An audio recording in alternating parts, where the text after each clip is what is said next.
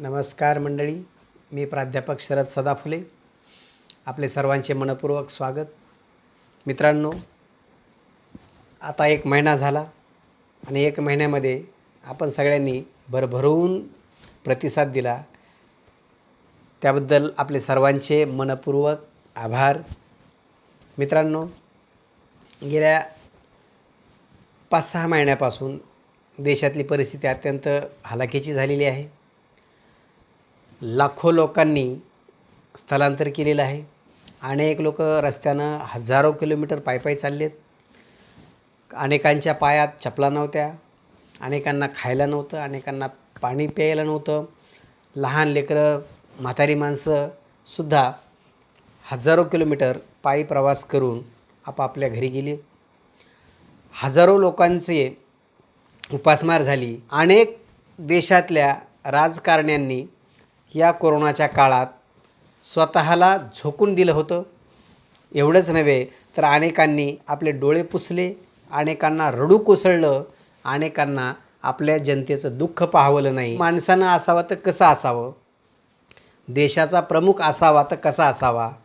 देशाचा प्रमुख असा असावा की त्याला देशातल्या एक ना एक माणसाची काळजी वाटावी, देशातला एकही माणूस उपाशी झोपता कामा नये असं त्याला वाटावं.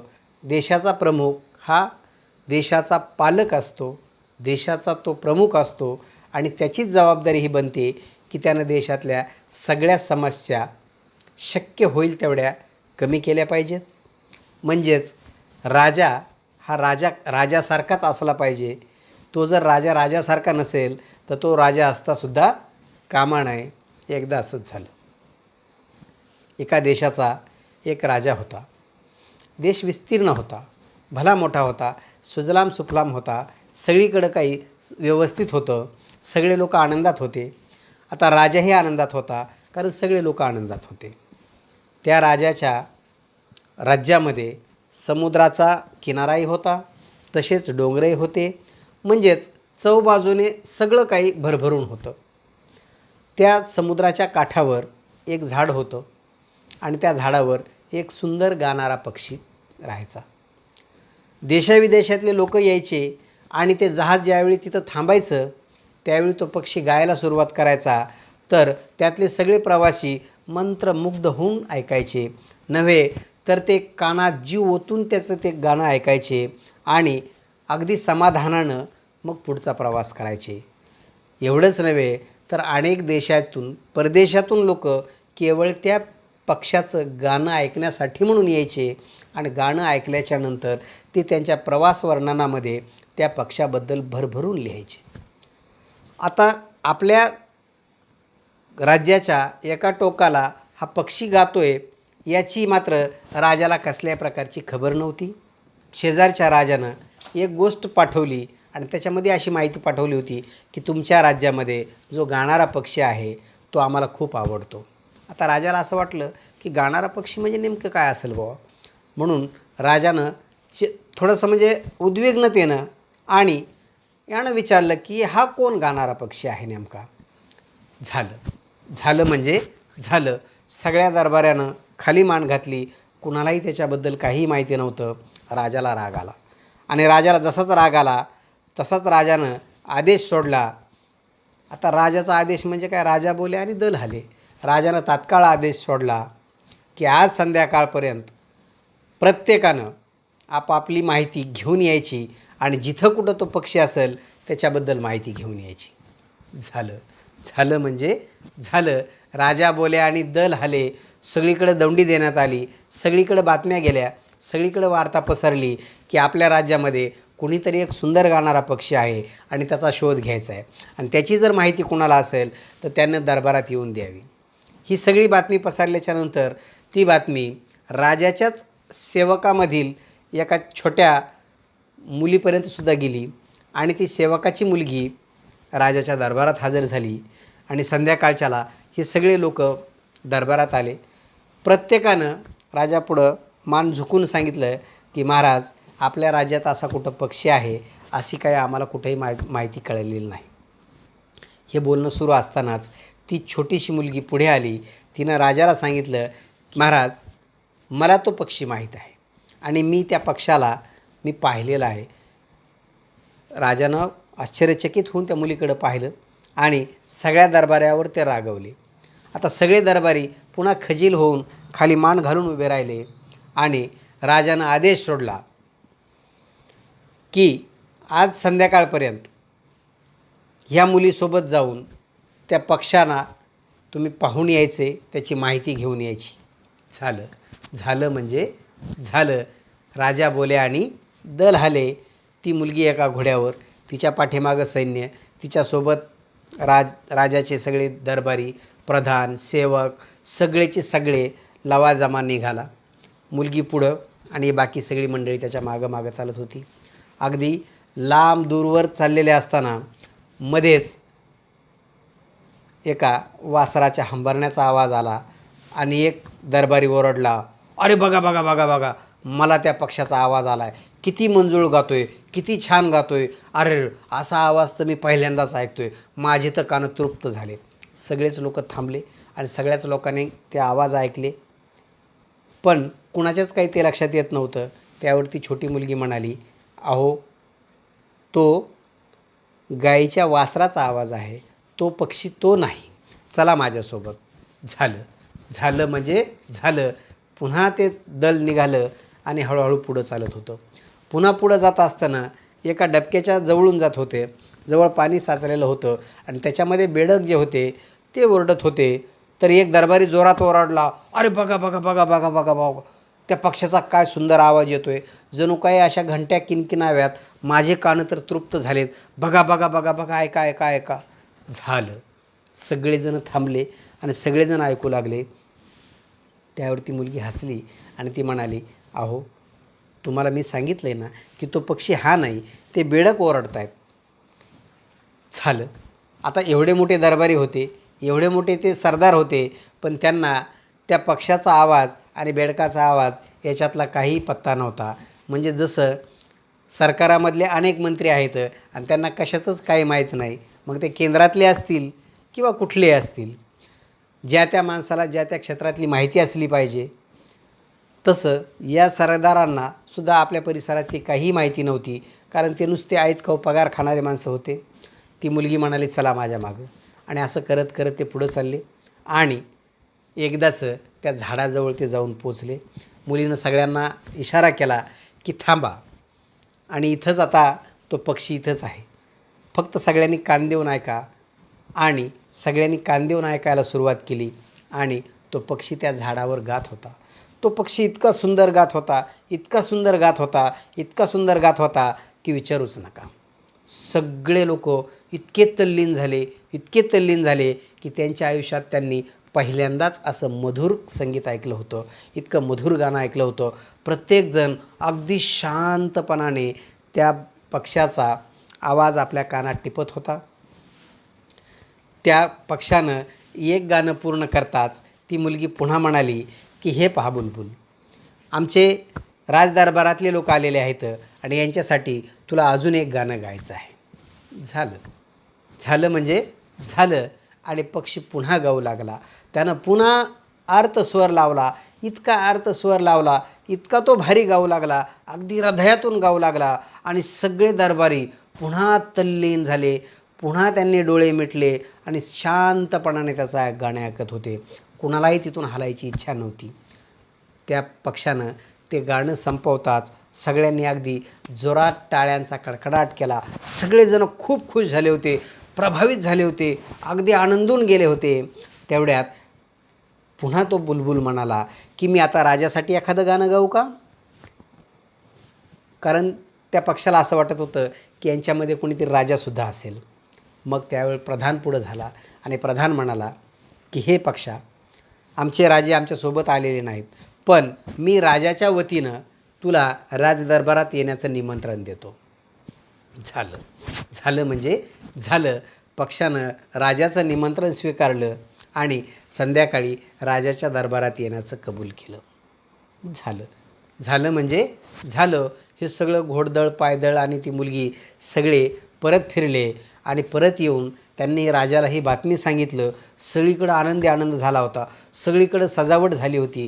राजाचा महाल सजला होता. त्या भिंतीवर वेगवेगळे नकाशे काढण्यात आले होते, वेगवेगळे चित्र काढण्यात आले होते. हिमालयाचं चित्र काढलं होतं, सह्याद्रीचं चित्र काढलं होतं, गोदावरीचं चित्र काढलं होतं, डोंगराचे चित्र काढले होते, झाडांचे चित्र काढले होते आणि सगळा दरबार अगदी अगदी त्यांनी छान रंगवला होता. प्रसन्न वाटत होतं. प्रत्येक जणाला आज संध्याकाळी त्या मधुर गाणाऱ्या पक्षाचं गाणं ऐकायचं होतं.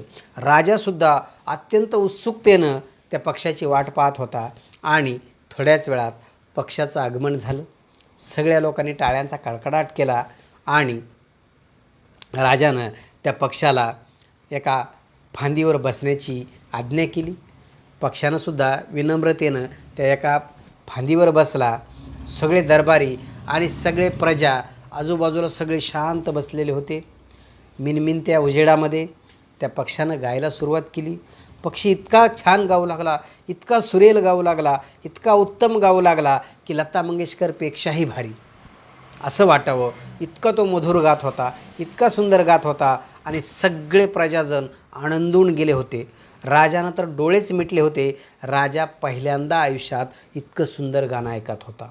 राजाला इतकं भारी वाटत होतं, इतका आनंदून गेला होता की माझ्या राज्यामध्ये असा प्राणी आहे, असा पक्षी आहे, तो इतका सुंदर गातोय, याची कीर्ती देशादेशात पसरली आहे, आजूबाजूच्या राज्यामध्ये पसरली आहे आणि मला माहिती नाही.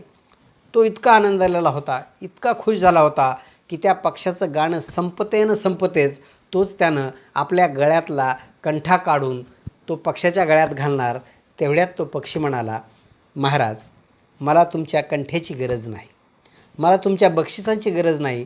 तुमच्या डोळ्यातून आलेले हे जे काही आनंद अश्रू आहेत, हीच माझ्यासाठी खूप मोठी बक्षीस आहे. म्हणून मी तुमच्यासाठी अजून पुन्हा गातो. झालं. सगळे लोक पुन्हा स्थिर झाले, पुन्हा शांत झाले. पक्षी पुन्हा जोरजोरानं गाऊ लागला. इतका सुंदर गात होता, इतका सुंदर गात होता की अगदी तानसेनासारखा तो गात होता. अगदी पाऊससुद्धा आला. इतका तो सुंदर गात होता. तो पक्षी गात होता आणि सगळी प्रजा तल्लीन होऊन त्याचं गाणं ऐकत होती. आणि राजानं सांगून टाकलं आता सगळ्यांना की हा पक्षी इथेच राहील, ह्या पक्षाची ही जागा असेल आणि पक्षी इथे येऊन गाईल.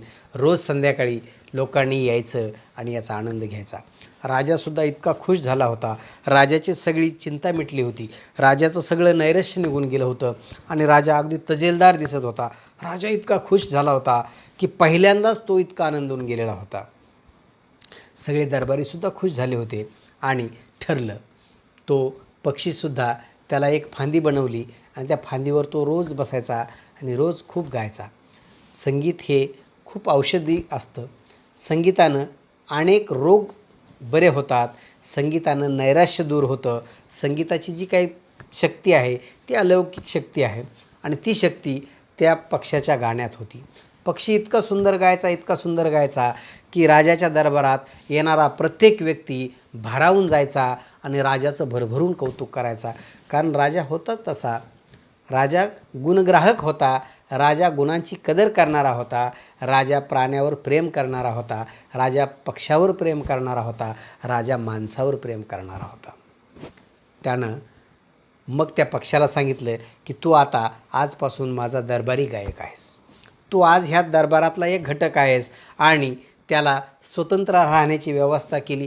त्याच्यासाठी सोन्याचा पिंजरा बनवला. त्याच्यासाठी सुंदर एक गार्डन बनवलं. आजूबाजूला फुलं, आजूबाजूला झाडं, हिरवळ, पाणी, सगळं काही त्याला मनमोहक होईल अशा पद्धतीनं बनवलं.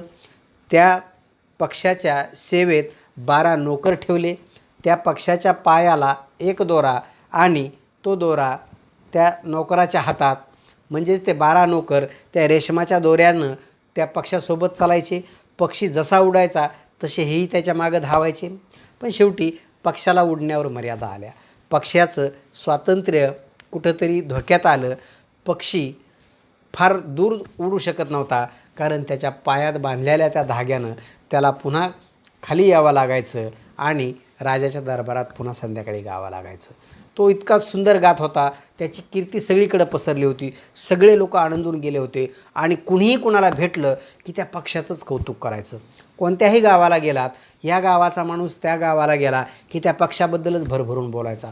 प्रत्येक व्यक्ती चौकात जरी कुणाच्या गप्पा सुरू असल्या तरी त्या पक्षाच्याच गप्पा असायच्या. इतका तो पक्षी सगळ्या लोकांच्या गळ्यातला ताईत बनला होता. आणि हे चालूच असताना, पक्षाचं गाणं चालू असताना, तो लोकांचं मनोरंजन करत असताना, वेगवेगळ्या प्रकारचे गाणे म्हणत असताना, वेगवेगळ्या प्रकारच्या सुरावटी त्याच्या घशातून, त्याच्या त्या कंठातून निघत असताना राजा तल्लीन व्हायचा, आनंदून जायचा आणि आनंदानं तो त्या पक्षावर प्रेम करायचा, त्याला रोज मायेनं हात फिरवायचा. पण एक दिवस एक चीन देशातून, शेजारच्या देशातून एक सेवक आला आणि त्यानं एक सुंदर लखोटा राजाच्या हातात दिला. तो जो काय लखोटा होता तो एका वेस्टर्नात पॅक केलेला होता. अगदी सुंदर वरून पॅकिंग होतं. राजाला असं वाटलं, कारण आतापर्यंत याच पक्षाच्या गुणगौरवाचे अनेकांनी मला लखोटे पाठवलेले आहेत, हाही लखोटा त्याच प्रकारचा असेल. पण तो लखोटा उघडताच असं लक्षात आलं की त्यात एक काहीतरी वस्तू आहे. ती वस्तू इतकी सुंदर आणि इतकी आकर्षक होती की आपल्याकडे सुद्धा चीनच्या वस्तू आणि भारतीय वस्तू, आपण भारतीय असूनसुद्धा भारतातल्या वस्तू घेत नाहीत आणि चीनची प्रत्येक वस्तू आपल्याला भुरळ पाडते. एकतर ती किमतीनं कमी असते, ती टिकेल किती दिवस याच्याशी कुणाला काही घेणं देणं नाही, कारण लोक सहजच म्हणतात चली तो चांद तक. चीनची वस्तू म्हणजे चली तो चांद तक, नाही तो शाम तक, अशाच गोष्ट असते आणि ते दिसायला आकर्षक असतात. अगदी आपल्या देवघरातसुद्धा चीननं प्रवेश केलेला आहे. आता बघूया काय काय होतं आहे पुढं त्याचं. तो चीन देशातून आलेला जो तो सेवक होता त्यानं राजापुढं ते प्रेझेंट केलं. राजानं ते बक्षीस, ते आलेली जी काही गोष्ट होती ती उघडून पाहिली आणि त्यात एक सुंदर, अतिशय आकर्षक अशी वस्तू दिसली. रत्न, माणिक, मोती, अगदी चमचम सोन्याचा एक सुंदर पक्षी होता. आणि त्या सेवकानं तो पक्षी, त्याला एक कळ होती, कळ म्हणजेच एक चावी होती, आणि ती चावी फिरवली आणि तो पक्षी सुंदर गाऊ लागला. आता हा जो पक्षी होता राजाच्या दरबारातला, याच्या तोडीस तोड तो गात होता, याच्यासारखंच गात होता, नव्हे त्याच्यापेक्षा तो भारी गात होता. झालं म्हणजे झालं. राजा रोज त्या पक्षाचंही गाणं ऐकत होता आणि ह्याही पक्षाचं गाणं ऐकत होता. पण त्या पक्षामध्ये फक्त 40 ते 50च गाणे भरलेले होते. हा पक्षी मात्र मनाला वाटेल ते गाणे म्हणायचा, हृदयातून म्हणायचा, अंतकरणातून म्हणायचा आणि मूड आला तर तो उडूनही जायचा. पण तो जो पक्षी होता तो शेवटी खेळण्यातला पक्षी होता. ती एक वस्तू होती. ना त्याला हृदय होतं, ना त्याला भावना होत्या, ना तो दमत होता, ना तो थकत होता, ना त्याचा मूड बिघडत होता, ना त्याचा मूड ठीक राहत होता. त्याला जेवढं सांगितलं तेवढंच तो करत होता, कारण तो मशीन होता. त्या मशीनला जेवढी चावी दिली तेवढं तो गाणं म्हणायचा. एक गाणं झालं की दुसरं म्हणायचा, दुसरं झालं की तिसरं म्हणायचा, तिसरं झालं की चौथं म्हणायचा, एकामागं एक. त्याच्यात जेवढे गाणे भरलेले आहेत तेवढे तो गाणे म्हणायचा. अत्यंत तो भारी होता, त्यात काही वादच नाही. ह्या पक्षाच्या तोडीस तोड तो गात होता. फक्त फरक एवढाच होता की हा जिवंत होता आणि तो मृत होता. राजाला दोन्ही पक्षी आवडायला लागले. राजानं ठरवून टाकलं, राजानं जाहीरच करून टाकलं की दोन्ही उत्तम गातात. मग आपण असंच करूया की ह्या दोघांचीच जुगलबंदी लावत जाऊ, ह्या दोघांचं द्वंद्वगीत करूया. आणि त्या दोघांचं द्वंद्वगीत लावायचा प्रयत्न केला. परंतु या जिवंत पक्षाच्या गाण्यापुढं मशिनरी पक्षी गाऊ शकत नव्हता आणि मशिनरी पक्षाच्या तोडीस तोड हा गाऊ शकत नव्हता. दोघेही पक्षी आपापल्या जागेवर योग्य होते. सगळे दरबारी ह्या पक्षाला, म्हणजे चीनहून आलेल्या पक्षाला पाहून इतके प्रभावित व्हायचे, कारण तो दिसायला आकर्षक होता. लाईटिंग असायची, संध्याकाळी तो जास्तच भारी वाटायचा. त्याला ते हिरे, माणिक, मोती, रत्न वगैरे वगैरे जे काही मडवलेलं होतं त्यानं तो अधिकच सुंदर दिसायचा. आणि एक दिवस हा जो जिवंत पक्षी आहे, या पक्षाकडं राजाचं आणि दरबारातल्या लोकांचं हळूहळू दुर्लक्ष होऊ लागलं. लोकांना त्याच यांत्रिक पक्षाचे गाणे आवडू लागले, त्याचेच गाणे लोकांना पाठ झाले, कारण त्याचे ठरलेले गाणे होते, एकानंतर एक, एकानंतर एक. ह्या गाण्याच्या नंतर ते गाणं, कारण ते क्रमवार होतं, त्याच्यात कुठलाही बदल नव्हता. ते जशाला तसं होतं, रोज तसंच होतं. लोकांना ते पाठ झालं, लोकांना ते आवडतही होतं. पण याचा परिणाम असा झाला की हा जो जिवंत पक्षी होता, हा पक्षी थोडासा नाराज झाला. त्याच्या असं लक्षात आलं की राजा आपल्याकडे आता लक्ष देत नाही. एक दिवस हा पक्षी उडून निघून गेला. पक्षी उडून निघून गेलाय ही बातमी सगळ्या राज्यात पसरली. राजाच्या दरबारातल्या सैनिकांनीसुद्धा त्या पक्षाबद्दल राजाजवळ येऊन वाईट वाईट बोलायला सुरुवात केली. कारण आपल्याकडे हीच पद्धत आहे की एखादा माणूस निघून गेला, एखादा माणूस काम सोडून गेला की त्याच्याबद्दल वाईट बोललं जातं आहे की जाऊ द्या तो असाच होता, जाऊ द्या तो तसाच होता.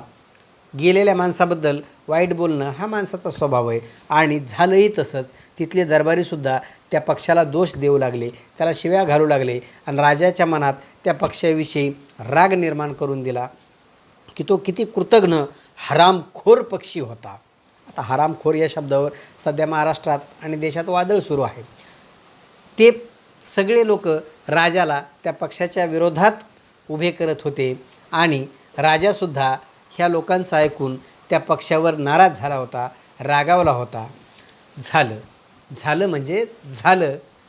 रोज ह्याच पक्षाचं गाणं ऐकून ऐकून राजालासुद्धा आता कंटाळा आला होता. आणि एक दिवस संध्याकाळी असंच गाणं सुरू असताना अचानक कर्रखट असा आवाज आला आणि पक्षी गायचं थांबला. आता पक्षी गायचं का थांबला? सगळे लोक त्या पक्षाकडे पाहत होते आणि राजालाही म्हणजे ते ऐकायचं होतं. आणि पक्षी अचानक थांबला. सगळी धावाधाव सुरू झाली, सगळी पळापळ सुरू झाली. राजवैद्याला बोलवलं. राजवैद्यानं त्या पक्षाला पाहिलं. राजवैद्यानं सांगितलं ही माझी केस नाही, याला मी काही करू शकत नाही, यासाठी आपल्याला तंत्रज्ञ बोलावं लागेल, इंजिनियर बोलावं लागेल. लगेचच्या लगेच झालं म्हणजे झालं. राजा बोले आणि दल हाले. लगेच आदेश देण्यात आले की याचा तंत्रज्ञ, याचा इंजिनियर जिथं कुठे असेल त्याला घेऊन ताबडतोब या. सैनिक धावले आणि त्याचा इंजिनियर शोधून आणला आणि त्या इंजिनियरला त्याच्यापुढं सांगितलं की याचं काय झालं आहे ते बघा. त्या इंजिनियरनं पाहिलं आणि त्यानं सांगितलं की महाराज माफ करा, पण आता हा पक्षी जास्त गाऊ शकणार नाही, कारण ही मशीन आहे आणि ही मशीन असल्यामुळं याला मर्यादा आहेत. रोज ती चालून आता ती मशीन खराब झालेली आहे. यापुढं तो किती वेळ गाणे म्हणेल का नाही म्हणेल याच्याबद्दल मीही काही सांगू शकत नाही. मला जेवढं जमतं आहे तेवढे मी प्रयत्न करतो, पण हा पक्षी यापुढे गाणं गाऊ शकणार नाही असं मी म्हणतो. झालं. त्या दिवसापासून राजा उदास झाला, निराश झाला आणि तो चिंतातूर झाला. त्याला अस्वस्थ वाटू लागलं आणि त्या अस्वस्थतेमध्येच एक दिवस राजा अगदी अंथरुणालाच खिळला. त्याला सतत तो आपला जिवंत प्राणी, तो जिवंत पक्षी आठवत होता. त्याचं गाणं ऐकण्यासाठी त्याचे कान आसुसले होते आणि अशातच त्यानं आता अंथरुणाला खिळला. आजूबाजूचे लोक रोज राजाला येऊन भेटून जायचे. आपल्याकडे तसंच असतं. कोणी आजारी माणूस असला की सगळे नातेवाईक त्याला भेटून जातात आणि आजारी माणसाचा आजार वाढवायचं कामसुद्धा जवळचेच लोक करतात. कारण त्या आजारी माणसाच्या जवळ बसूनच आपले बाकीचे लोक गप्पा मारतात आणि आमच्या पाहुण्याला असंच झालं होतं, त्यालाही तसंच झालं होतं, त्याला अशाच रक्ताच्या उलट्या झाल्या होत्या, तोही जास्त दिवस काय टिकला नाही, त्याला तर असंच झालं.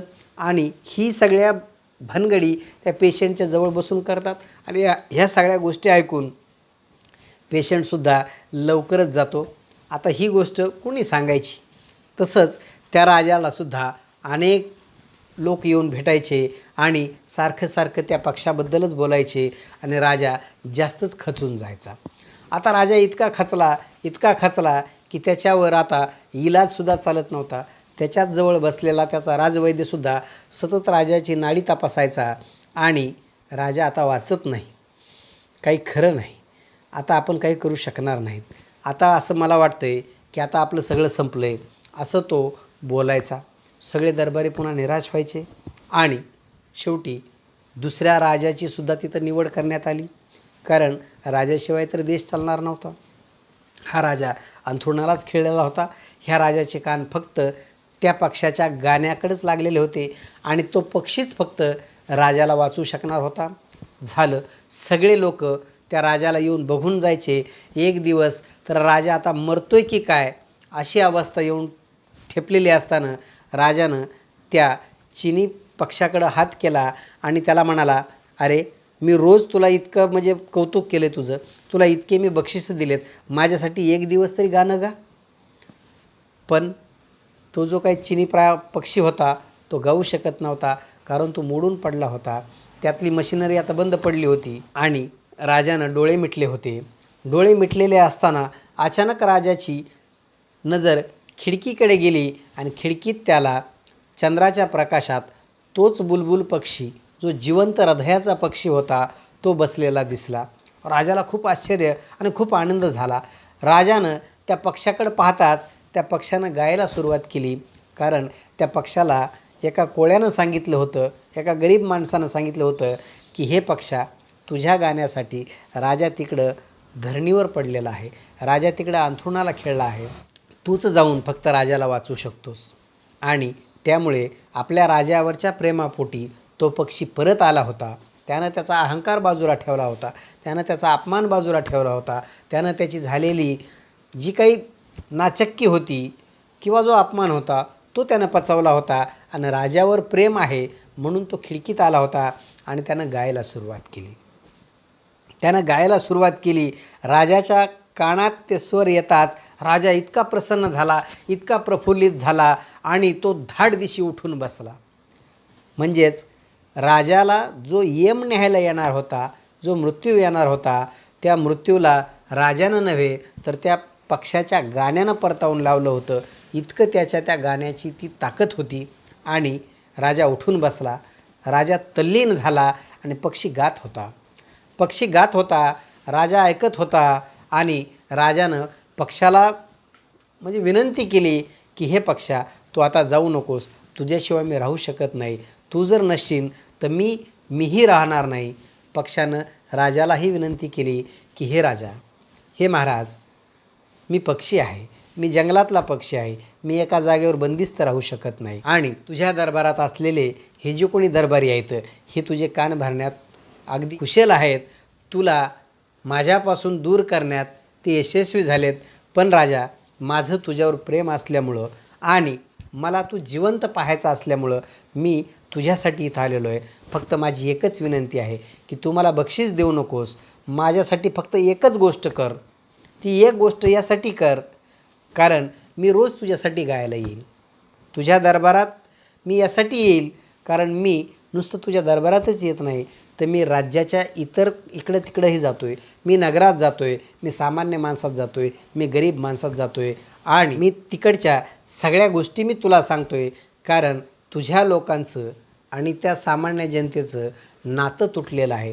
तुझे लोक तुझ्याशी गद्दारी करत आहेत, तुझ्याशी ते अप्रामाणिक आहेत, पण सामान्य माणसामध्ये तुझ्याबद्दल खूप चांगलं बोललं जातं आहे. तू अत्यंत दयाळू आहेस, अत्यंत प्रेमळ आहेस, अत्यंत कृपाळू आहेस आणि तूच राजा म्हणून लोकांना हवा आहेस, म्हणून तूच जगला पाहिजेस. म्हणून मी फक्त रोज तुझ्यासाठी येत राहीन, मी गात राहीन. तुझं जेवढं काही तुला गाऊन घ्यायचं आहे माझ्याकडून तू अगदी मन तृप्त करून घेत जा, मी रोज येत जाईन. पण मी येईल तुझ्यासाठी, एकट्यासाठी. मी येतोय आणि मी गातोय ही गोष्ट तू कुणालाही सांगता कामा नाही. झालं म्हणजे झालं. राजानं कबूल केलं आणि राजा तल्लीन होऊन त्याचं गाणं ऐकत होता. पक्षीही अगदी सुरात गात होता, अर्थस्वरात गात होता, वेगवेगळे तराणे घेत होता, वेगवेगळ्या हरकती घेत होता, वेगवेगळे गाणे गात होता आणि राजा तल्लीन होऊन ऐकत होता. आणि राजा आता व्यवस्थित झाला होता, तंदुरुस्त झाला होता. रोज राजा त्याचं गाणं ऐकायचा, अगदी कानात जीव ओतून ऐकायचा. पण राजा मरतोय की काय अशी जी काय लोकांमध्ये अफवा पसरली होती आणि त्यामुळे सगळे लोक राजा आता संध्याकाळी आज मेला असेल या दृष्टीनं किंवा ह्या विचारानं दुसऱ्या दिवशी राजाचा अंत्यविधी करण्यासाठी येणार होते. आणि अचानक राजा उठून खिडकीत उभा पाहून सगळ्या लोकांनी आश्चर्यानं आपल्या तोंडात बोट घातले होते. राजानं सगळ्या प्रजेला कसे आहात, आनंदात आहात ना असा प्रश्न विचारल्यानंतर सगळेच दरबारी लोकसुद्धा खजील झाले होते. आणि पक्षी राजाला सांगत होता की हे राजा, मी तुझ्यासाठी दररोज येत राहीन, तू प्रजेसाठी काम करायचंस, मी तुझ्यासाठी आणि तू प्रजेसाठी, असं आपण रोज करूया. असाच जर राजा असेल तर निश्चितच प्रजा सुखी असेल. मित्रांनो, ही गोष्ट तुम्हाला नक्कीच आवडली असेल. ही गोष्ट जर आवडली असेल तर कमेंट्स करा आणि सबस्क्राईबसुद्धा करा. पुन्हा भेटू दुसऱ्या गोष्टीमध्ये. तोपर्यंत नमस्कार.